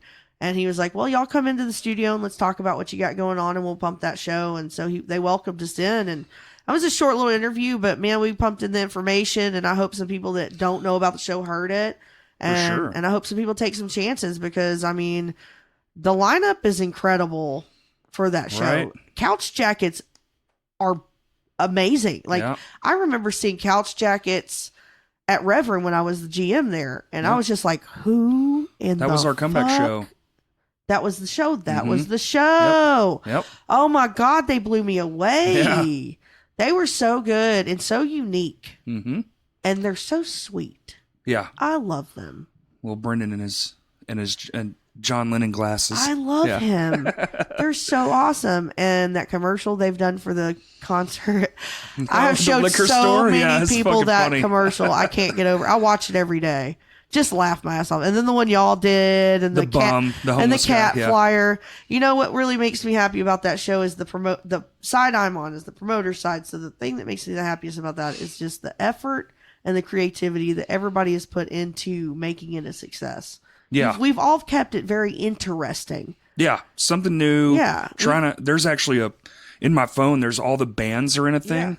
Yeah. And so there's just like every day. Yeah. There's just people sending memes, and then somebody yeah. will post one like that goofy ass one of Justin's face. Yeah, I love the other it. day, The camaraderie is where amazing. where all the band names are misspelled and shit. It's Oh, I love hilarious. it. I love it. And Past Comfort's on the bill too. Oh, they're incredible too. I haven't got the chance to see them live. You but haven't I've yet? seen live video, It's fun. but it's not the same. I know it's not the same, so I can't wait Yeah. to see them in front of me. Yeah, you'll like it. Yeah. They're fun. And everybody's just put their all into it. And you guys, I haven't seen you guys play since we did that show together. Well, I can tell you this. I posted about it earlier. They're actually out there practicing right now. Oh, I hear them. Yeah. I This thought is it our was thundering. No, this is our last practice before the big show. Oh. No, Crunch time. We have new songs we're playing. 2 of them. I love it. We're currently writing our next album. Okay. It'll be out at the end of this year. Nice. But that actually is what I posted about today. Is like it's been over 2 years since we played Reve Room, and the last time we did, we were back, but it was with this horrendous weight on our shoulders. It's time to do it for happy reasons. It's time to be happy about it. And then I had a long conversation with our new guitar player, and I was like, for the first time in a long, long time, it's the first time this band's whole again. And we're fucking happier than we've ever been. We're better than we've ever been, and we're giving it more than we ever have. That makes me feel good to hear. It's been crazy. It's been fucking crazy. I know it has, and you guys have always been very diligent and worked very hard. Try to. I've always respected the shit out of that. Yeah. Yeah. We try. It's sometimes it gets too much because when you're not paying attention and you lose sight of why you started doing it, and all you're focusing on is the next move, you can fuck yourself up. But this time, we promised ourselves this time we wouldn't do that shit. So good. And it's been we've had a couple of hiccups, but I'll say this time around versus last time around, light years. Yeah. You live, you learn, you grow, you know? Yeah. 100%. You really do. We're all much older now. We're all in our 30s so almost. much older. Yeah. I'm the oldest. Dude, I'll be 38 this year. So what the fuck I just is turned going 35 on? a few weeks ago. I feel like I'm still 20 something though, so that's Right, good. yeah. Yeah. It's the mental age that counts. Just my body's like, nah, bitch. Yeah, you that's ain't me. 25. Yeah. You 38 for sure. You want to think you're 25? Here's the next morning. When you sound like a bowl of Rice Krispie treats getting up, Waking it's up, always yep. a reminder. That snap, crackle, pop will Yeah. snap you right out of that 20-year-old My mindset. knees are straight up machine guns now. Dude. You- Oh, yeah. I have to do a series of stretching and popping just to get going. You know? I literally, if I don't bend down and touch my toes in the morning, I can't fucking walk. Yeah, I started doing yoga after I lost downtown, and it Yeah. really changed my life. I'll say does. that. Meditation and yoga is a life changer. They really are. I stretch. I don't do the meditation as much as I Yeah. should. For me, meditation is a drum kit or Yeah. driving in my car with my headphones in, like listening to like a podcast or a Yeah. good song.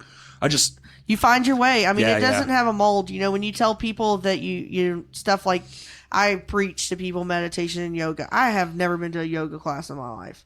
I do my own version. You know what Sure. my version is? there's enough shit out there. Heavy metal, my bong in front of me full of weed. Yeah, that's how I do it. Hell yeah. Do a series of deep stretching and breathing, and then I'm good, you know? So we got this awesome fucking show, and then the headliner, Go Yeah. for Gold, which everybody clearly probably knows about. They better. They're fucking under a rock if they don't at this point. Right, yeah, at this I point. mean, it we've had seems- like what 3 music videos released in the last couple months. Yeah, 3 music videos. No, 2 music videos and 3 songs total. That's it. Yeah. There Yeah. wasn't a music video for the other one. Yeah. That's right.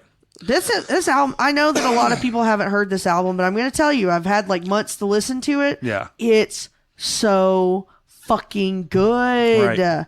It is one of the best albums I've heard come out of Arkansas. Period. It's Period. it's good placement too. The arrangement's good. Yes. The quality's there. Absolutely. I even got to hear a B-side the other day, which was fun. Wow.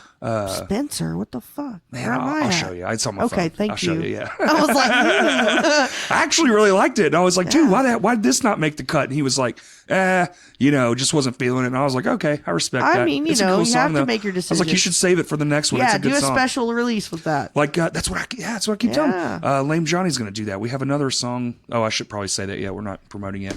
Yeah. But well, yeah, shut up, idiot. tell me later. So now we're on to, we know what's coming Saturday. Okay. Yes. Let's get to the what's next. Woo! For Sam. Guess what I'm doing? Crazy Town. I saw that. I got that offer and I laughed for 3 days straight. I'm not still gonna laughing, fucking like, lie. Crazy Town? Whatever, man. You know what I said? I said I literally was like, Crazy Town. I looked at the email. I was like, Crazy Town. Fucking Crazy Town. Crazy Town. And then I was like, Crazy Town. Yeah, Okay. sure, why not? What? Fuck it. Why not? When is it again? June 26th at Okay. the Reve Room. This is what threw me. And I know you're old enough to know who Spoken is. Oh yeah, They're on it. I know. I saw. What the That's fuck crazy. is that about? That's crazy in itself that they're playing on Crazy Town. tour because this is a tour, correct? Yes. Because they're on tour right now. Yeah, right? This is what's going on. What's been happening a lot with bands, and even like bands like Sepultura, or not Sepultura, but Max Cavalera and his brother, when I did that Return to Roots tour Mm-hmm. with them, they had already done like a whole leg of tours. But what is going on is a bunch of agents. What they'll do is they'll put bands out for a small period of time, like a month or so, and they'll see how it is going. Okay. And if it looks like the tickets are selling, they'll start planning adding even an more. extension. Okay. That's happens a lot lately. You actually are seeing more of that. Yeah, Bands Slayer adding- did it. Yeah. How many farewell tours did they do in a row? Shit. I mean, literally one after another. Yeah, yeah. Return to Roots has done like 6 legs of that tour overseas. They did 3 times they did around the United States. Wow. Yeah. And then they started doing Nail Bomb and then some other things that they have associated with, you know. So now They're it's doing the more- Rise tour now. But anyways, yeah, so Crazy Town's doing kind of the same thing. Okay. They had like 2 months of touring booked already, and I guess it's going so well for them. Just keep going. They decided to do another leg, so they've just added on to it. Why not? Yeah, because if you look at the tour dates, it's weird. Like they come They near keep bouncing here. back around. Yeah, it's Yeah. like crazy. Crazy Town's getting crazy. Yeah. I kept, like, when I was going to announce the show, we were coming up with, like, the funniest things we could say. And I was trying to figure out how to say it in a funny way, but give hints, but not give it away. So we were like, gonna get crazy gonna get crazy in town. Might give you some butterflies, like, I was trying to come up with, like, the funniest shit you could imagine to announce it. And I just was like, I better not. Yeah, just be serious about it. But no, honestly, the band themselves are all doing really well. I mean, the singer had his issues and with drugs, and that's industry's really saturated with that kind of problem anyways, but they're doing really well, and their tour's going really well, and I think that it's something that's nostalgic, and it could be really fun to go and experience, and they put on a hell of a live show. I've heard that. Yeah, so I've never I think seen it'll them, be but I have fun. heard that. Yeah, it's cheap enough to where people can come and enjoy it and check it out, and not feel like they're just spending a lot of money, getting railroaded. Yeah. And then Spoken's on it, and I figured a lot of people in our music, I would probably be there for that. Yeah, one. that's what I was saying. I was like, if you don't like Crazy Town, then fucking Spoken's it's like come playing. for Spoken, stay for Crazy Town and a beer. When's the last time Spoken played in Arkansas? I have no 15 years ago plus, at least. Yeah, at least. Literally the last time I saw them was that gymnasium with Zayo and Living Sacrifice. There you go. Yeah. I remember that distinctly. I that'll bought my Living Sacrifice hoodie at that one, and I still have it. Damn. Yep, it's the blue reborn one. Yeah. Yep. Hell yeah. Yeah. So I'm doing uncle. that show, but that's not the only thing. Obviously, I feel like I'm just getting sneaky. warm. Yeah, I feel like I'm just getting warmed up. We kind of dropped the ball on a show that we're trying to put together, and we're not trying. We did. Yeah, I did. We got it. It's going. October sometime ish, whatever. We're gonna be doing a really cool like throwback show. Yeah, and I am so fucking excited. It comes from a sad place. It does as well. We've lost some really great friends in the last 2 years, and our friend group. Me and you have a lot of the same friends from back in the day, and our little friend group of people have lost 2 individuals in the last year and a half that really hit us hard. Yeah, for and sure. it's been hard this year dealing with that all emotionally. That. Yeah. And so we just really wanted to come together, and we want to do something special for our dudes. But it's great that we can, Yes. It's cool that we can do something like this. And it's bigger and better than ever. Yeah. Like, the people that are involved, there's literally like 15 people putting the show together. It's not just me. Oh, I believe it. We have a huge group of people that are contributing their own. Everybody has a job. We've organized it to where everybody has their mission and their job, and we're all conquering it together. And that makes me just so proud. It's going to be excellent. I'm probably going to cry a lot. Probably. A lot. I'll bring you some tissues. And I'm probably going to do gang vocals, because that's what I used to always do back in the day. Old school Sam Core's going to come out. But anyway, so be awesome, I won't name names, but I will say this, that it is at Vino's, and it will sell out. 100%. Like within the first couple of days, it'll probably be already done. You gonna do actual pre-sales? Yes, we're actually gonna do pre-sales, and important phone calls. Yeah. Anyway, so for those of you wondering, Alex is in the room. Yeah. I know there's been like this random male voice every now and then. That's Alex. Yeah. That's my boyfriend Alex. He's pretty incredible too. But yeah, so we're doing it. It's gonna be October-ish at Vino's. Their capacity is not very big at all, and we like it. We had the conversation whether we were going to do this show at Rev or another location, but we are going to do some really special things. And I don't want to give it away yet, because we are going to announce this show at the beginning of June. We're working on the promo side right now. Right. The bands are booked. The venue's secured. Everything's already done that. We're just getting it to where we can tell everybody else. Yeah. And awesome. I can't fucking wait. Yeah, me either. I can't wait. I know most of it. And then we're all going to go get drunk at Midtown afterwards. Oh, hell yeah. Old school style. Somebody might puke. I don't know. Hopefully. Yeah. It's not a party if they don't. Of course. Yeah. But anyway, so that's what's going on with that. And then I'll just go ahead and say it, man. I secured dates for Nuckfest in January at Vino's. What? 3 days. Oh, yeah. I don't know if it'll all be there or not, but I just went ahead and did it. I've been on the fence about it for a long time. 2020 is literally the 15-year anniversary when I first did it. So I thought it was time. Yeah, 2005 was the first Nuckfest. Holy fuck. And I started because I really admired Memphis's music scene back then. Yeah, well, yeah. And it was the I always shit. went to shows back there. Me too. And I really loved hardcore. And so we brought hardcore bands for the very first one, Clenched Fist. And Clenched Fist played almost every single Nuck Fest except for the last 2 I did. I think I went to all of them. You have. Yeah. Yes, you have. But yeah, so that's what's going on with that. So, I mean, and there's other things going on. I mean, I'm going to be doing some shows. I've got some other shows lined up that I'm working on that haven't been announced yet, and I can't really say anything about. But just know that from this point forward, I'm back in Arkansas. Drastic Measures Productions is fully active. I have employees. You just announced another Nuck Fest. I have Nuck Fest. I'm excited. Oh, and it's going to be bigger and better than it ever has. I got to find my shirt. I still have my old shirt. I have a whole bag of Nuck Fest shirts I'm going to give out at that show. That's fucking awesome. Old school ones, 2000. I think it's 2012, and then I have a bunch of 2007 ones. Yeah, I used to do T-shirts. I used to do the big flyer and give them out. And I mean, I want to make it fun like that again. Yeah. Fuck yeah. Yeah, I mean, that's exciting. Hell yeah, dude. And then I'm gonna do another fest in the spring that revolves around pop punk. Badass. I used to do a fest back in the day called the Top. I feel like that'll do really well right now. Pop the Top. Pop the Top Fest I used to do back in the day. Okay. I only did 2 of them. I didn't really get too far into it, but I'm interested in making that a bigger situation. There's probably more of a call for it now. Yeah, you remember the band Dreamfast back in the day? Sure do. Yeah, I think they're making a effort to come back. That's the shit. I've been talking to Amy, and she's been doing really good writing music, and she's more motivated than ever. And I think that the people around that have no idea who they are need to know who the fuck they are. Sure. They're incredible. Yeah, I've seen them a few times, actually. Yeah. So I feel really motivated. You know, Go for Gold gave me a little bit of a kick in my ass as far as the pop side goes. It just really reminded me how special those bands are, too. Yeah.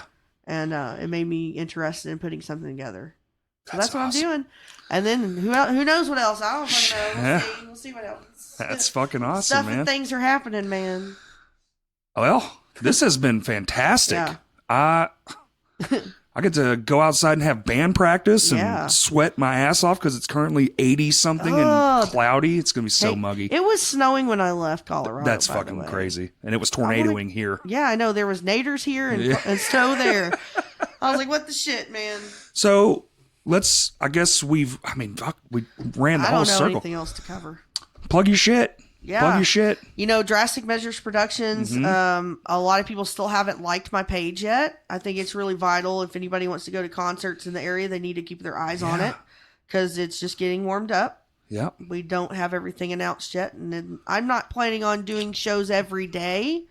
This is going to be a very selective situation. Good. I would rather bring quality over quantity and bring back bands. I want to bring back bands that have not been here in a long time. I want to revitalize that side of it. There's not a lot of people doing bigger, heavy shows. There's not a lot of people doing bigger shows, period. And I am all about that. So that's my goal. I just want to come back to Arkansas and I want to give back to my community and my people that's been good to me for so many years, you know? Hey, man. Is that on, are you Instagramming or are you just on Facebook? I'm old as fuck. I got kind of, somebody got on to me the other day about that too, so I guess I better get with the times. Huh? So we're going to be creating an Instagram. We're going to be getting Snapchat and all that fun little new fun dangled shit that's going on. Listen, they had to convince me with this too. Dude. Us oldies to get these youngies going. You're not on this. I got other things in the mix too, you know. I'm going to be trying to start an edible company. That's one of the things I'm going to be working on out here as well with the company that I'm going to be working for. I'm looking to do not really a podcast, but a show called Heavy Hits. Like a YouTube or something? Yeah, I don't want it to be YouTube. I want it to be GoPro. I have all GoPro equipment already. Okay. And I want to be sponsored by GoPro, so I'm going to do a GoPro channel. And then you can link YouTube and all that stuff. Sure. You can link it out. But anyways, it's called Heavy Hits, Good Food, Good Weed, Good Music. Fuck yeah. And it's going to be a variety show. Like a pair up kind of thing? Cooking, live concerts, interviews, reviewing products from the marijuana industry. It's going to be involved around marijuana and music. And food. That's awesome. That's what I want my life to be, man. Amen. Good right? Food, good music, and good friends. Good what else do you need? I know. So that's my intention. But DMP is like the concert promotion company that's really about to shake shit up. Hell yeah. Yeah. I'm excited. And I am down for anybody who has any ideas. I do not keep myself limited. Mm-hmm. And if anybody wants to do something awesome, like when you guys approached me or I approached you or whatever, however that happened, and we went in together like this Go for Gold show, and I just said, just let me help you put it together and make it bigger. And you did, do yeah, we can. 100% was the best idea. I hope I did. I really just want to make an impression, and I want to do the right thing for the people around here, because it's the city and the state has given me so much love and support, and I want to return the favor. It's awesome. And I know people are just aching for more. 100%. And I want to do that. That's awesome. Yeah, man. Well, Sam, I think we'll wrap it up. All right, then. Well, thanks everybody for listening. And again, Crashcast is on blah, blah, blah, such and such. It's Crashcast, and on Twitter, it's CrashCastPod1. We're on Instagram, Facebook, Twitter. I don't have Snapchat. We're old. Yeah. It's the weirdest. And I'm barely on Twitter. I gotta get my shit together. Let's get our but shit I also started a Facebook group and all that kind of stuff. So if you're into that kind of thing, I'm still working on getting content for it. It's kind of dormant right now, but things are in the works for that too. I got a busy life. Dude, you're killing it, though. I'm trying. Thank you. Everybody, go check out Drastic Measures Productions on Facebook, and soon Instagram and all the other platforms. Yeah, to be announced. And be on the lookout for the show in October. I promise you, your head's going to explode. Thanks. I love you. I love you too. This has been awesome. Absolutely. I'm so glad you came on here, and not only did we get to catch up on a microphone, but this has been great. Yeah. It's been a long time. Yeah. I haven't seen you in, I feel like, forever. It's been a long time. Yeah, I don't think I got to see you last time you came down. No, it's been at least a couple years. Yeah. So this has been fantastic. Yes. And thanks All for the love. promoting me and making me your profile picture. And yes. This will be first thing tomorrow morning. So hell yeah. Listen up. All right, everybody. Thank you for listening.